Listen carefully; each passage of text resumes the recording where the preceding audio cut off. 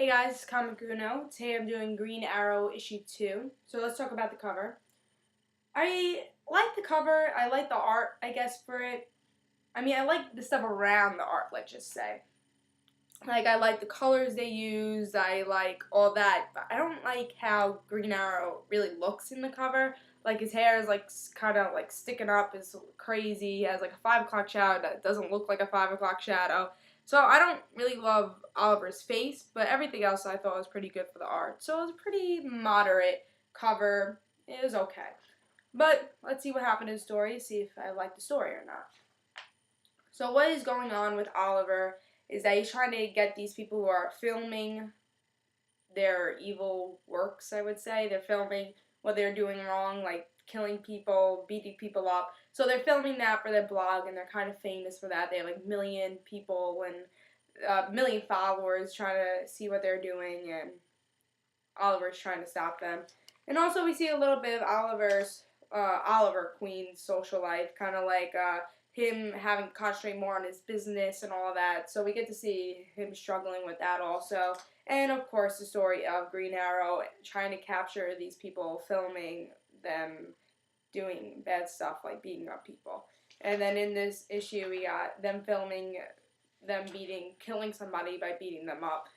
Who wanted to be part of their team and was really big fans. His name was like Alpha or whatever. Show him. This guy, he gets beat up. And just to get Green Arrow's attention and say, oh, I gotta go. And in the end, they said, oh, now we got you captive, and now let's fight for the final showdown. So that's what happens in the issue. I like this issue better than the last series of Green Arrow. I said that in my first issue review for Green Arrow also. I like it better than last series, but I still don't think it's up to par for what Green Arrow should be. I just feel like it's not great. It's an okay series, but if it doesn't get better, I might drop the series just because nothing really happens in it. It's not that great, and there's so many better DC titles that are out that I'd rather spend my money for than this. I think it's a $2.99 book.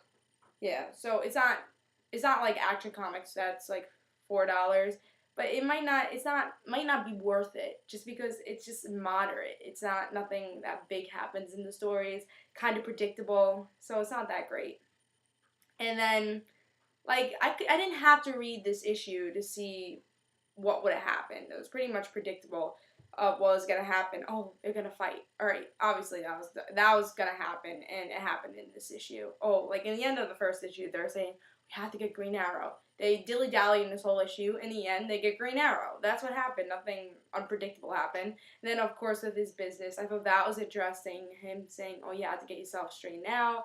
You might not be part of the Queen Industries anymore." That part was interesting, but it was a page and a half, so it wasn't even that much. And I don't love the art, like the 5 o'clock shadow going on. It's not that, I just don't think it fit with the art. If it was more like, I don't know, I just didn't think it fit with the art that much, and I'm not loving it. I think he should just shave off the 5 o'clock shadow. I think it'd be better, or just go his old style. But I'm not loving the art. It's okay. I just think the art for the last series was a little bit better. But it's a kind of interesting story. At least it's more interesting than the last story arc of the last series about that priest who, whatever you want to do with his it wasn't that memorable of a story arc. But I didn't really enjoy that story arc. It was just about this. I don't even tell you that I hardly even remember the story arc. But at least it's better than that one. At least it's an interesting story arc. It's just really predictable story arc. And I'm just hoping it's not maybe the last issue of the story arc. It will be better because it says